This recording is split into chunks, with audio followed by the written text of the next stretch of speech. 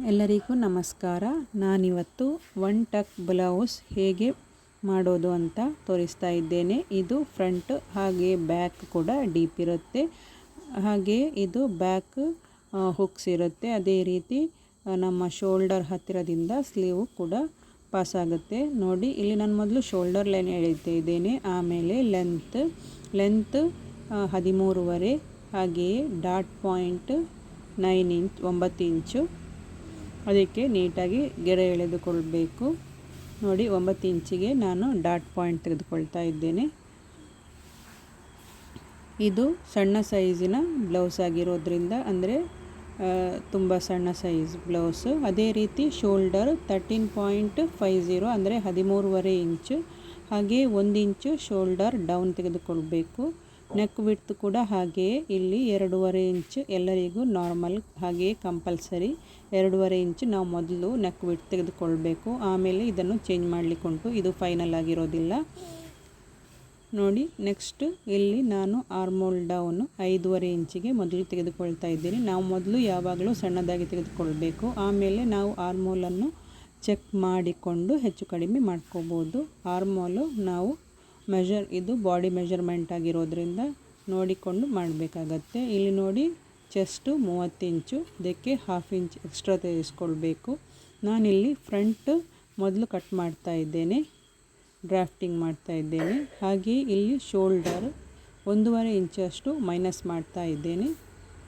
ನಾವು shoulder minus ಮಾಡೋದು ಅಂದರೆ ನಮ್ಮ ಡೀಪ್ನ ಮೇಲೆ ಡಿಪೆಂಡ್ ಆಗಿರುತ್ತೆ. ಅಂದರೆ ಡೀಪ್ ಎಷ್ಟು ಲೋ ಹೋಗುತ್ತೋ ಅಷ್ಟು ನಾವು ಜಾಸ್ತಿ ಶೋಲ್ಡರನ್ನು ಮೈನಸ್ ಮಾಡಬೇಕಾಗತ್ತೆ. ಇಲ್ಲಿ ನೋಡಿ, ನಾನು 4 ಇಂಚಿನಷ್ಟು ಡೌನ್ ತೆಗೆದುಕೊಂಡು ಇಲ್ಲಿ ಒಂದು ಮಾರ್ಕ್ ಮಾಡ್ಕೊಳ್ತಾ ಇದ್ದೇನೆ. ಹಾಗೆ ನಾವೀಗ ಶೋಲ್ಡರಲ್ಲಿ ಎಷ್ಟು ಮೈನಸ್ ಮಾಡಿದ್ದೆವೋ ಅದೇ ರೀತಿ ಇಲ್ಲಿ ಕೆಳಗೆ ಕೂಡ ನಾವು ಅದಕ್ಕಿಂತ 1/2 ಇಂಚ್ ಮೈನಸ್ ಮಾಡ್ಕೋಬೇಕು. ಅಂದರೆ ನಾನೀಗ 4 ಇಂಚಿನ ಡೌನ್ ಕೊಟ್ಟಿದ್ದೇನಲ್ಲ, ಅಲ್ಲಿ ಕೂಡ ನಾವು 1/2 ಇಂಚಿನಷ್ಟು ಮೈನಸ್ ಮಾಡ್ಕೋಬೇಕು. ಹಾಗೆಯೇ ಇದು 10ನೇ ಭಾಗ ಡಾಟು ವಿಡ್ತ್, 10ನೇ ಭಾಗ ಎಷ್ಟು ಬರ್ತದೆಯೋ ಅದಕ್ಕಿಂತ 2 ಪಾಯಿಂಟ್ ಕಡಿಮೆಯಲ್ಲೇ ಇಲ್ಲಿ ಮಾರ್ಕ್ ಮಾಡ್ಕೋಬೇಕು. ಹಾಗೆಯೇ ಕೆಳಗೆ 3/4 ಇಂಚಿನಷ್ಟು ಕಡಿಮೆ ಮಾಡಿಕೊಂಡು ಇನ್ನೂ 2 ಪಾಯಿಂಟ್ನಷ್ಟು ಡೌನ್ ಕೊಡಬೇಕು. ಯಾಕೆಂದರೆ ನಾವಿದನ್ನು ಸ್ಟಿಚ್ ಮಾಡುವಾಗ ಸ್ಟ್ರೈಟಾಗಿ ಬರಬೇಕು ಅನ್ನೋ ಕಾರಣಕ್ಕೆ. ಆಮೇಲೆ ಈ 3 ಪಾಯಿಂಟನ್ನು ಕೂಡ ನಾವಿಲ್ಲಿ ಜಾಯಿಂಟ್ ಮಾಡಬೇಕು. ನೋಡಿ, ಈ ಥರ ಜಾಯಿಂಟ್ ಮಾಡ್ಕೋಬೇಕು. ಈ ಥರ ನೀಟಾಗಿ ಜಾಯಿಂಟ್ ಮಾಡ್ಕೋಬೇಕು. 3 ಪಾಯಿಂಟ್ ಕೂಡ ಒಂದೇ ಅಂದರೆ ಶೇಪಲ್ಲೇ ಬರಬೇಕು. ನೀವು ನಿಧಾನವಾಗಿ ಕೂಡ ಮಾಡ್ಬೋದು, ಅಥವಾ ಬೆಂಡ್ ಸ್ಕೇಲ್ ಅದೆಲ್ಲ ಇರುತ್ತಲ್ಲ ಅದನ್ನು ಕೂಡ ಯೂಸ್ ಮಾಡ್ಕೋಬೋದು. ನಾವು ಪ್ಯಾಂಟಿಗೆಲ್ಲ ಶೇಪ್ ಕೊಡ್ತೇವಲ್ಲ, ಆ ಸ್ಕೇಲ್ ಯೂಸ್ ಮಾಡ್ಕೋಬೋದು. ಅದೇ ರೀತಿ ನೋಡಿ, ಇಲ್ಲಿ ಆರ್ಮೋಲ್ ಟಕ್ಸ್ ಕೊಟ್ಟಿದ್ದೇನಲ್ಲ, ಅದನ್ನು ಕೂಡ ನಾವು ಒಂದೇ ರೀತಿಗೆ ಅಂದರೆ ಒಂದೇ ರೀತಿ ಡ್ರಾ ಮಾಡ್ಕೋಬೇಕು. ಅಂದರೆ ಒಂದೇ ಲೆಂತ್ ಇರಬೇಕು. ಇಲ್ಲಿ ಆರ್ಮೋಲು ನನಗೆ ಎಷ್ಟು ಬೇಕು, ಹೆಚ್ಚಿದ್ದರೆ ಕಡಿಮೆ ಮಾಡ್ಕೋಬೇಕು, ಕಡಿಮೆ ಇದ್ದರೆ ಹೆಚ್ಚು ಮಾಡ್ಕೋಬೇಕು. ಈಗ ನನಗೆ ಇಲ್ಲಿ 14 ಬರಬೇಕಿತ್ತು, ಆದರೆ ಇಲ್ಲಿ ನೋಡಿ 15 ಬರ್ತಾ ಇದೆ. ಅದಕ್ಕೆ ನಾನು 1/2 ಇಂಚು ಇನ್ನು ಮೇಲೆ ಕೊಂಡೋಗಿದ್ದೀನಿ.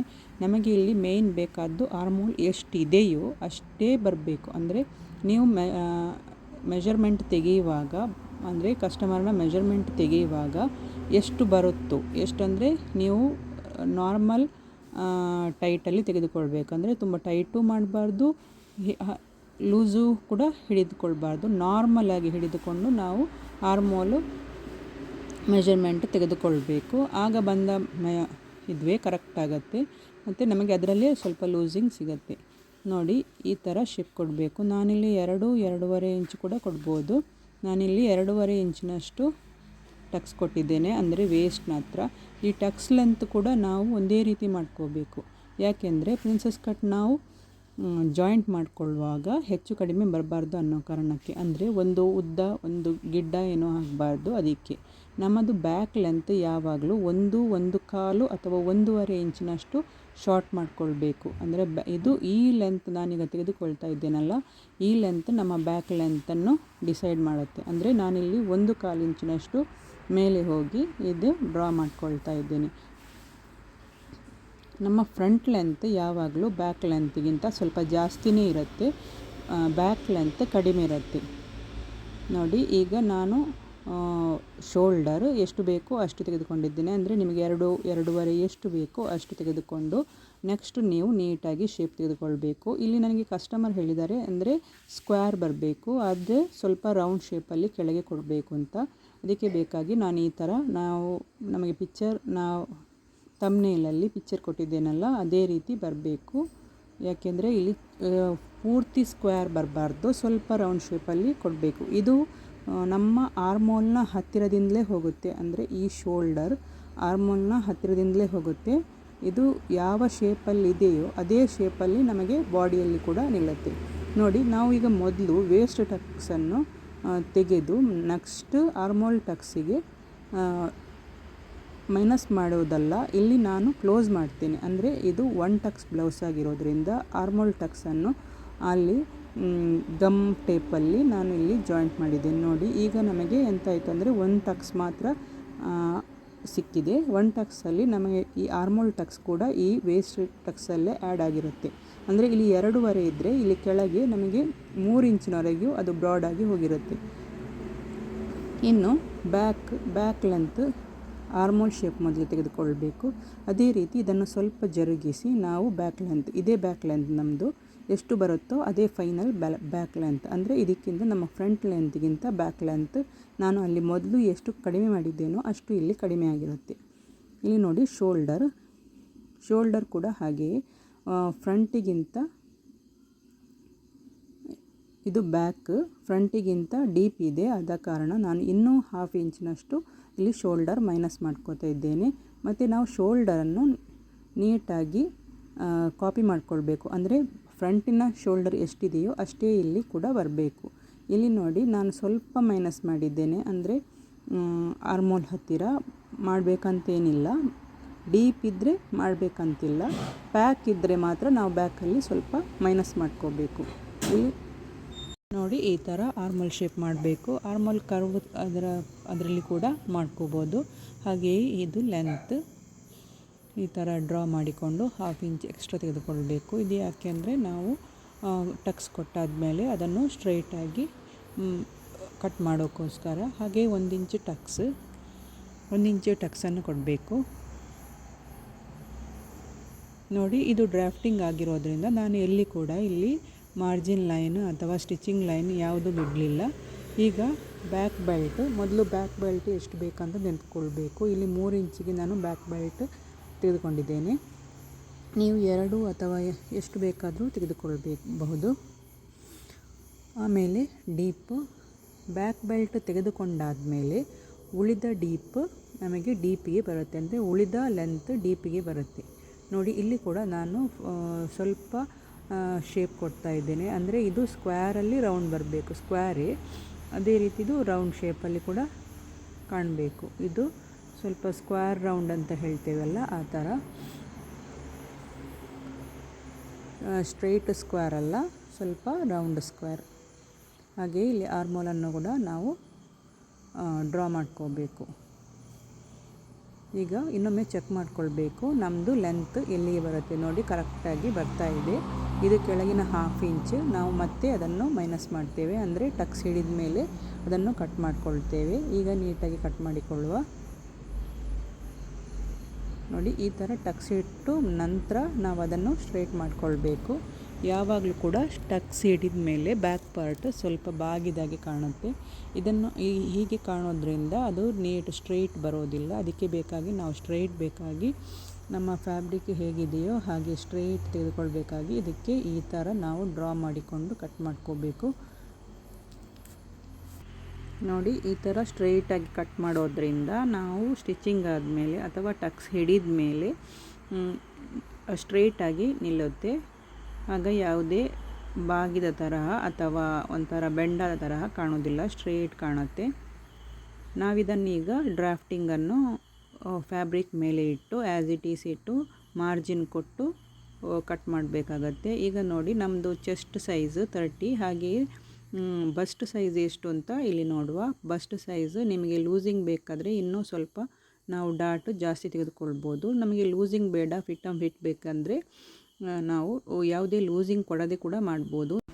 ನನಗಿಲ್ಲಿ ಕ್ಲೈಂಟ್ ನನಗೆ ಬಾಡಿ ಫಿಕ್ಸ್ ಆಗಿ ಬೇಕು ಅಂತ ಹೇಳಿದ ಕಾರಣ ನಾನು ತುಂಬ ಲೂಸಿಂಗ್ ಕೊಡಲಿಲ್ಲ, ಸ್ವಲ್ಪ ಪಾಯಿಂಟ್ನಷ್ಟು ಮಾತ್ರ, ಅಂದರೆ ಫ್ರಂಟಲ್ಲಿ ಮಾತ್ರ ಸ್ವಲ್ಪ ಲೂಸಿಂಗ್ ಕೊಡ್ತೇನೆ. ಯಾವಾಗಲೂ ನಾವು ಲೂಸಿಂಗ್ ಕೊಡೋದಾದರೆ ಫ್ರಂಟಲ್ಲಿ ಮಾತ್ರ ಕೊಡಬೇಕು, ಬ್ಯಾಕಲ್ಲಿ ಯಾವುದೇ ಲೂಸಿಂಗ್ ಕೊಡಬಾರ್ದು. ಅದೇ ಡೀಪ್ ಬ್ಲೌಸಿಗಂತೂ ಸ್ವಲ್ಪನೂ ಕೊಡಬಾರ್ದು. ಅದರ ಬದಲಾಗಿ ನಾವು ಮೈನಸಲ್ಲಿ ಹೋಗಬೇಕಂದ್ರೆ ಸ್ವಲ್ಪ ಕಡಿಮೆ ಮಾಡಿಕೊಂಡೇ ಹೋಗಬೇಕು. ನೋಡಿ, ಮಾರ್ಜಿನ್ ಎಲ್ಲ ಕೊಟ್ಕೊಂಡು ಡ್ರಾಫ್ಟಿಂಗನ್ನು ಇಟ್ಟು ಈ ಥರ ಕಟ್ ಮಾಡ್ಕೋಬೇಕು. ನಾನಿಲ್ಲಿ ಡಬಲ್ ಲೈನಿಂಗ್ ಕಟ್ ಮಾಡಿದ್ದೇನೆ, ಅಂದರೆ ಫ್ಯಾಬ್ರಿಕ್ಕಿಗೆ ಒಂದು ಮತ್ತು ಎಕ್ಸ್ಟ್ರಾ ಲೈನಿಂಗ್. ನೋಡಿ, ಈ ಥರ ಮಾರ್ಜಿನ್ ಯಾವ ಕಡೆ ಎಲ್ಲ ಬಿಡಬೇಕಂತ ಇದರಲ್ಲಿ ತೋರಿಸಿದ್ದೇನೆ. ಇದು ಬ್ಯಾಕ್ ಹುಕ್ ಆಗಿರೋದ್ರಿಂದ ಈ ಥರ ಕಟ್ ಮಾಡಿದ್ದೇನೆ. ಮೊದಲು ನಾವು ಲೈನಿಂಗ್ ಮೇನ್ ಫ್ಯಾಬ್ರಿಕ್ಕಿಗೆ ಅಟ್ಯಾಚ್ ಮಾಡಬೇಕು, ಆನಂತರ ಬೇರೆ ಲೈನಿಂಗ್ ತೆಗೆದುಕೊಂಡು ನಾವು ಪಲ್ಟಿ ಮಾಡಬೇಕು. ನೋಡಿ, ಈಗ ಬ್ಯಾಕ್ ಟಕ್ಸ್ ಕೊಡ್ತಾ ಇದ್ದೇನೆ. ನಾವು ಡಬಲ್ ಲೈನಿಂಗ್ ಯೂಸ್ ಮಾಡೋದ್ರಿಂದ ಬಟ್ಟೆ ದಪ್ಪನೂ ಆಗುತ್ತೆ ಮತ್ತು ನಮಗೆ ಫಿನಿಶಿಂಗ್ ತುಂಬ ನೀಟಾಗಿ ಬರುತ್ತೆ. ನೀವು ಫ್ಯೂಸಿಂಗ್ ಕೂಡ ಇದರ ಬದಲಾಗಿ ಫ್ಯೂಸಿಂಗ್ ಕೂಡ ಯೂಸ್ ಮಾಡ್ಬೋದು. ಯೂಸ್ ಮಾಡಲಿಕ್ಕೆ ಆಗದವರು ಈ ಥರ ಡಬಲ್ ಲೈನಿಂಗ್ ಯೂಸ್ ಮಾಡ್ಕೋಬೇಕು. ನೋಡಿ, ನಾನಿಲ್ಲಿ ಫ್ಯೂಸಿಂಗ್ ಯೂಸ್ ಮಾಡಲಿಲ್ಲ, ಡಬಲ್ ಲೈನಿಂಗ್ ಯೂಸ್ ಮಾಡಿದ್ದೇನೆ. ನೋಡಿ, ಈಗ ಬ್ಯಾಕ್ ಸ್ಟ್ರೇಟಾಗಿ ಬಂದಿದೆ. ನೋಡಿ, ಎಲ್ಲರೂ ಇಷ್ಟಪಡೋದೇನೆಂದರೆ ನಾವು ಯಾವ ರೀತಿ ಇಮ್ಯಾಜಿನ್ ಮಾಡಿರುತ್ತೇವೋ ಅದೇ ರೀತಿ ನಮಗೆ ಫ್ರಂಟ್ ಅಥವಾ ಬ್ಯಾಕ್ ಶೇಪ್ ಬರಬೇಕು ಅಂತ. ಈ ರೀತಿ ಕಟ್ ಮಾಡೋದ್ರಿಂದ ನಾವು ಯಾವ ರೀತಿ ನಿಲ್ಲಬೇಕು ಫ್ರಂಟ್ ಬ್ಯಾಕ್ ಶೇಪ್ ಅದೇ ರೀತಿ ನಿಲ್ಲುತ್ತೆ. ಹಾಗೆಯೇ ನಾವು ಮೊದಲು ಡ್ರಾಫ್ಟಿಂಗ್ ಕಲಿಯೋಕ್ಕಿಂತ ಮುಂಚೆ ಸ್ಟಿಚಿಂಗನ್ನು ಸರಿಯಾಗಿ ಕಲಿತ್ಕೊಳ್ಬೇಕು. ಯಾಕೆಂದರೆ ನಮಗೆ ಸ್ಟಿಚಿಂಗ್ ಬಂದರೆ ಮಾತ್ರ ಡ್ರಾಫ್ಟಿಂಗ್ ಮಾಡಿ ಕಟ್ ಮಾಡಿ ಅದನ್ನು ಹೇಗೆ ಸ್ಟಿಚ್ ಮಾಡೋದು ಅನ್ನೋದು ಐಡಿಯಾ ಬರುತ್ತೆ. ಅದೇ ರೀತಿ ಎಲ್ಲರೂ ಹೇಳ್ತಾರೆ ಡ್ರಾಫ್ಟಿಂಗ್ ಅಥವಾ ಕಟ್ಟಿಂಗ್ ಮೊದಲು ಕಲಿಬೇಕು ಅಂತ. ನನ್ನ ಪ್ರಕಾರ ಸ್ಟಿಚಿಂಗ್ ಮೊದಲು ಕಲಿಬೇಕು, ಆಮೇಲೆ ಡ್ರಾಫ್ಟಿಂಗ್ ಅಥವಾ ಕಟ್ಟಿಂಗ್ ಕಲಿತರೆ ಸಾಕಾಗತ್ತೆ. ನಿಮಗೆ ಸ್ಟಿಚಿಂಗ್ ಬಂದರೆ ಡ್ರಾಫ್ಟಿಂಗ್ ನೋಡಿದ ತಕ್ಷಣ ಅದನ್ನು ಯಾವ ರೀತಿ ಸ್ಟಿಚ್ ಮಾಡೋದು ಅನ್ನೋದು ನಮಗೆ ಗೊತ್ತಾಗತ್ತೆ. ಅಂದರೆ ಕೆಲವರು ಡ್ರಾಫ್ಟಿಂಗನ್ನು ನೀಟಾಗಿ ಕಲಿತಿರ್ತಾರೆ, ಅಂದರೆ ಕಟ್ಟಿಂಗ್ ನೀಟಾಗಿ ಎಲ್ಲರಿಗೂ ಗೊತ್ತಿರುತ್ತೆ. ಆದರೆ ಅದನ್ನೇ ಸ್ಟಿಚಿಂಗ್ ಹೇಗೆ ಮಾಡೋದು ಅಂತ ಎಲ್ರಿಗೂ ಗೊತ್ತಿರಲ್ಲ. ಕೆಲವರಿಗೆ ಗೊತ್ತಿರುತ್ತೆ, ಕೆಲವರಿಗೆ ಗೊತ್ತಿರಲ್ಲ. ನಾವು ಬೇಸಿಕ್ಕಾಗಿ ಕಲಿಯುವಾಗ ಮೊದಲು ಸ್ಟಿಚಿಂಗನ್ನು ಯಾವ ರೀತಿ ನೀಟಾಗಿ ಮಾಡೋದು ಅನ್ನೋದನ್ನು ಕಲಿಬೇಕು. ಅಂದರೆ ಸ್ಟಿಚಿಂಗ್ ಲೈನ್ ಎಷ್ಟು ತೆಗೆದುಕೊಳ್ಬೇಕು, ಎಲ್ಲಿ ಎಷ್ಟು ಮಾರ್ಜಿನ್ ಬಿಡಬೇಕು, ಮತ್ತು ಫ್ಯಾಬ್ರಿಕ್ ಬಗ್ಗೆ ನಾಲೆಜ್ ಅದೆಲ್ಲ ಇರಬೇಕಾಗತ್ತೆ. ಆಗ ಮಾತ್ರ ನಾವು ಮಾಡಿದ ಸ್ಟಿಚಿಂಗ್ ಪರ್ಫೆಕ್ಟಾಗಿ ನಿಲ್ಲುತ್ತೆ. ಸ್ಟಿಚಿಂಗಲ್ಲಿ ನಮಗೆ ಮೇನ್ ಬೇಕಾಗಿರೋದು ಫಿನಿಶಿಂಗ್ ಕೂಡ ನೀಟಾಗಿ ಬರಬೇಕು. ಅಂದರೆ ನಾವು ಸ್ಟಿಚಿಂಗನ್ನು ನೀಟಾಗಿ ಕಲಿತುಕೊಳ್ಳಲೇಬೇಕು. ನೋಡಿ, ನಾನೀಗ ಇಲ್ಲಿ ಸ್ಟಿಚಿಂಗ್ ಮಾಡ್ತಾ ಇದ್ದೇನೆ. ಈ ರೀತಿ ಸ್ಟಿಚಿಂಗ್ ಕೂಡ ಹಾಗೆಯೇ ಬೇರೆ ಬೇರೆ ರೀತಿಯಲ್ಲಿ ಮಾಡ್ಬೋದು, ಒಂದೇ ಥರ ಏನಿಲ್ಲ. ಅಂದರೆ ನಿಮಗೆ ಯಾವ ರೀತಿ ಅನುಕೂಲವಾಗುತ್ತೋ ಅದೇ ರೀತಿ ಮಾಡ್ಕೋಬೋದು. ನೋಡಿ, ನಂದೀಗ ಫ್ರಂಟ್ ಪಾರ್ಟ್ ನಾನು ಸ್ಟಿಚಿಂಗ್ ಮಾಡಿದ್ದೇನೆ. ಈ ರೀತಿ ಫ್ರಂಟಲ್ಲಿ ಕೂಡ ಸ್ಟ್ರೈಟ್, ನಮ್ಮ ವೇಸ್ಟ್ ಸೈಡಲ್ಲಿ ಸ್ಟ್ರೈಟ್ ಬರಬೇಕು. ಅದೇ ರೀತಿ ಇದು ಪಲ್ಟಿ ಮಾಡೋದು, ನನ್ನ ನೆಕ್ ಸೇರಿಸಿ ಪಲ್ಟಿ ಮಾಡ್ತೇನೆ. ನೋಡಿ, ಫ್ರಂಟಲ್ಲಿ ಯಾವುದೇ ಪಾಯಿಂಟ್ ಬರಬಾರ್ದು. ಪಾಯಿಂಟ್ ಬರದ ರೀತಿಯಲ್ಲಿ ನಾವು ಫಿನಿಶ್ ಮಾಡ್ಕೋಬೇಕು. ಫ್ರಂಟಲ್ಲಿ ಪಾಯಿಂಟ್ ಬಂದರೆ ಅದು ಅಷ್ಟು ಚೆನ್ನಾಗಿ ಕಾಣೋದಿಲ್ಲ.